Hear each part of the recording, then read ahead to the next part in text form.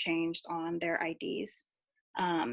Access to proper health care, preserving eggs and sperm, if that's what, you know, folks want to do. That's something that is inaccessible to a lot of just low income folks, but it's something that's basically a reproductive health rights justice issue, and something that folks need to have access to if they do intend to have children in the future.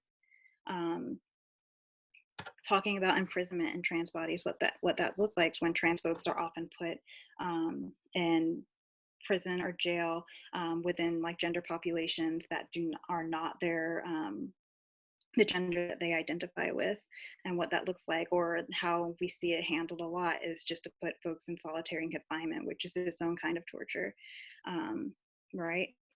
Bathroom bills, which it was a big issue sort of when I was coming up, like in college, bathroom bills being a thing. You don't hear that much about it, but you know, the fact that folks can't just use public restrooms in the gender that, you know, they identify with, that's basically making the public just inaccessible to trans folks if they can't safely use the restrooms of their gender, right? And having to literally fight bills that say that, you know, folks can't do that when really just a bodily need, trying to fulfill your bodily needs. And then passport and transportation, acknowledging that there are still communities in the world, or countries in the world, where it's very, very unsafe and harmful just to be a queer and trans person in that community, you know, United States included, right? And how, you know, what travel looks like for trans folks who, you know, may have a passport, but, you know, the gender marker on their passport may not look like, you know, what their assumed gender is, right? So what does that, how do we navigate around that? And some of the work that Spark does is invest in trans leadership specifically. So going back to that notion that, you know, communities know what they need, they know, you know, how to sort of advocate for themselves, and how do we do the work to make sure that those voices are being uplifted and are being centered. So we've talked a bit about like why it's necessary. If you're not centering those most impacted in reproductive justice, you're not doing the work. Erasure is very much an issue when we go into just reproductive justice spaces. You know, these are spaces that are supposed to be, you know, for us, about our communities, leading the work to make, you know, our communities better and safer to, you know, have children, not have children, and parent children, and bodily autonomy. But if the space is not created to make trans folks feel safer or like centered, then it's very, very hard to show up for that kind of work, right?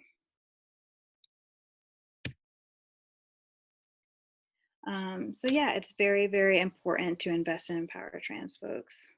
I don't know if y'all can see what I'm seeing. Sorry, it's like every time I change it, it like blocks like half of the screen. So I'm like trying to navigate around that.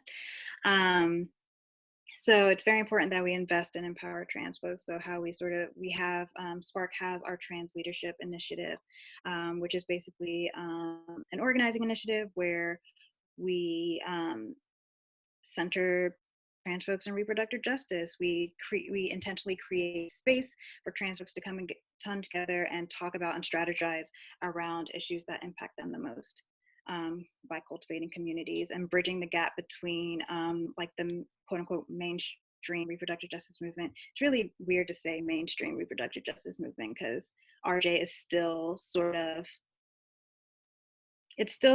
conflated with reproductive rights, and there's more of a shift to challenge that conflation and make reproductive justice sort of how we do the work. But you know, when we talk about reproductive justice, even in mixed spaces who are more familiar with reproductive justice, what Spark sort of does is bridge the gap between cis Black women who are doing the work, cis women of color who are doing the work, and then queer and trans non-binary folks who are also doing this great work.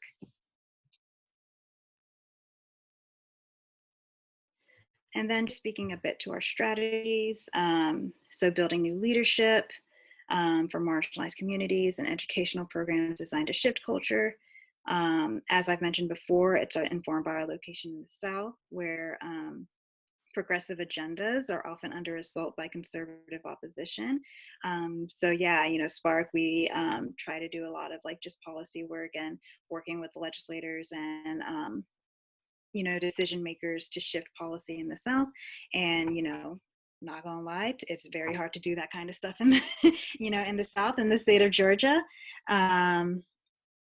Yet we persist, right? And then acknowledging that we create our own models of organizing that are distinct and different from organizations and more progressive political climates, right? So the work that we do here in Georgia and Atlanta looks vastly different than the work they may be doing in New York City or cities in California, because we have to be a bit more strategic, right? And our asks may look a bit differently, or just like the length of time devoted to getting a campaign win may be different, right? Oh, and then this is just our information. And that was all the things.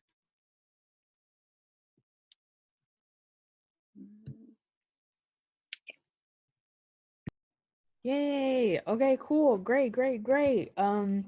So thank you to both Allison and Agbo for being wonderful and great and talking about all the great things that they do.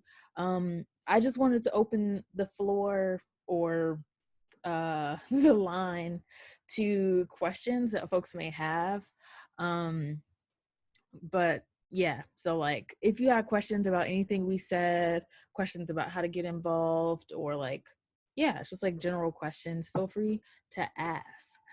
I'll leave like a minute or so for people to feel free to drop it in the chat too. So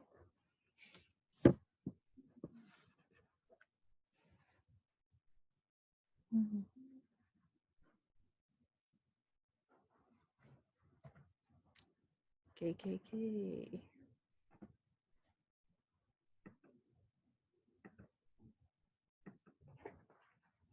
Also, feel like if you're speaking, we can't hear you. So if you need to unmute yourself, feel free. Don't be shy. Right? We're craving human interaction. Literally. Like we had to have this just so we could talk. That's it. That's the yeah.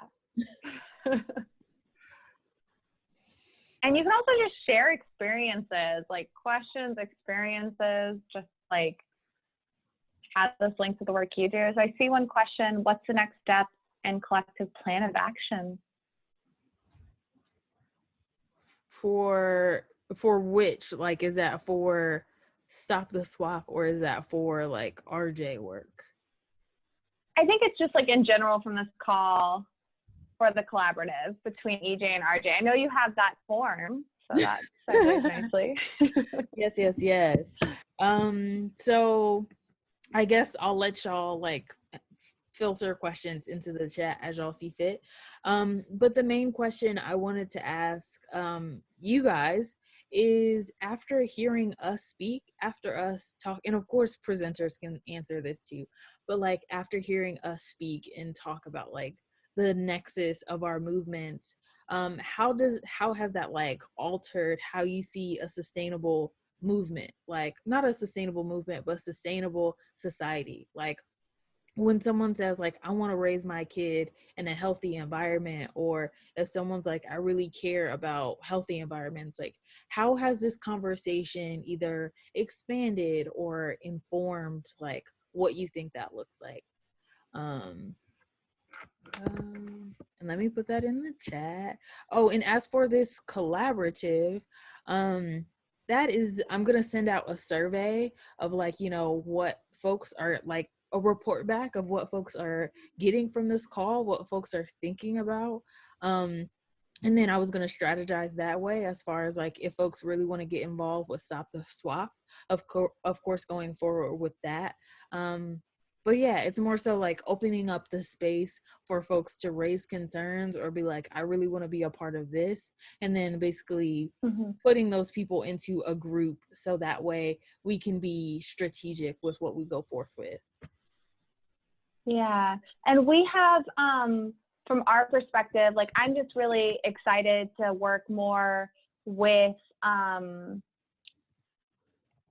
Georgia conservation voters and with other environmental justice organizations, because we have an organizing committee. So we'll plug for that if folks are passionate about this work, because there is 100% room for thinking about the intersection of EJ and RJ and the work that the organizing committee does.